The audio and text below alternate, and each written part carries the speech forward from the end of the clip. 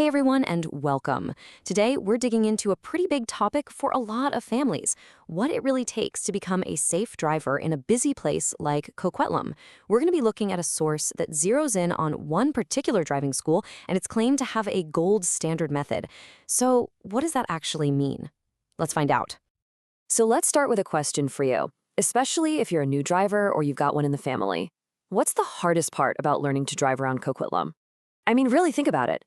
Is it trying to nail that perfect parallel park? Or maybe the dreaded three-point turn? Or is it just the pure white-knuckle stress of the road test itself? Well, according to the perspective we're looking at today, it's none of those things. The real challenge isn't that 30-minute exam. Nope. It's everything that comes after. It's that feeling in your stomach when you have to merge onto a packed Highway 1. It's dealing with the absolute chaos of Lougheed Hwy at 5 p.m. And it's handling those slick, rainy roads we all know so well, not just once, but for a lifetime. That's the real test. Okay, so if the real goal is a lifetime of safety, not just passing a test, then how do you even judge a driving school? What really makes one great? It's got to be about more than just putting in the hours, right? Let's build a little scorecard here.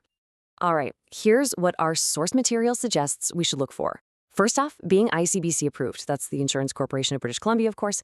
That's just table stakes. That's the bare minimum. But to really find a great school, you gotta dig deeper. Like, how deep does their curriculum actually go? Are they just teaching the rules of the road, or are they teaching real defensive skills?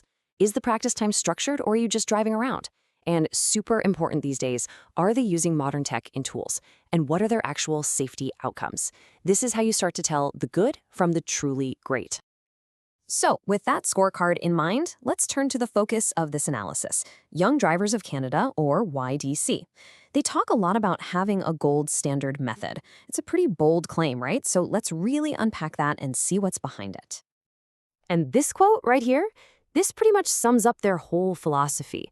It's not about the test. It's about creating drivers who are, and these are the key words, predictive and hazard aware.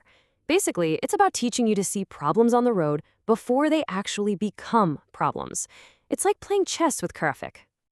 So what does that gold standard actually look like? Well, the source breaks it down for us.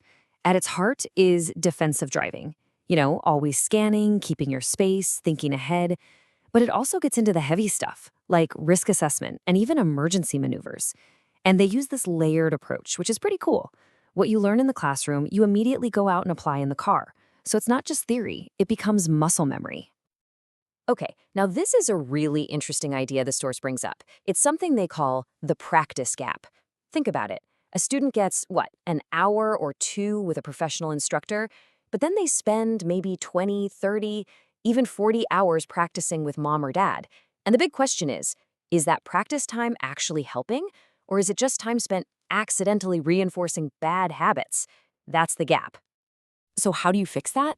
Well, the YDSE approach described here is all about actively closing that gap. They don't just leave that practice time up to chance. They actually give parents a framework to follow. They set up structured benchmarks so you know what to work on, and they create feedback loops. The whole idea is to turn that random driving around into deliberate, effective practice, making every single hour count.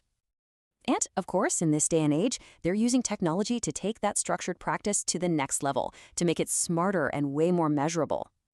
And that technology is an AI-powered app, apparently called Driver's Coach.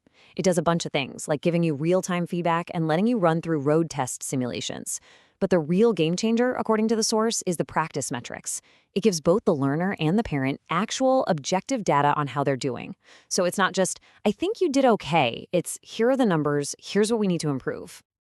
All right, so that's the deep dive on the YDC method. Sounds pretty high-tech. But how does it really stack up against the other options, right here in the Coquitlam driving scene? Let's take a look. And really, the source material boils the whole comparison down to this one fundamental difference. Are we talking about standard training, which is all about passing the road test? Or are we talking about developing predictive skills, the kind that create lifetime awareness of hazards on the road? It's a pretty big difference in philosophy.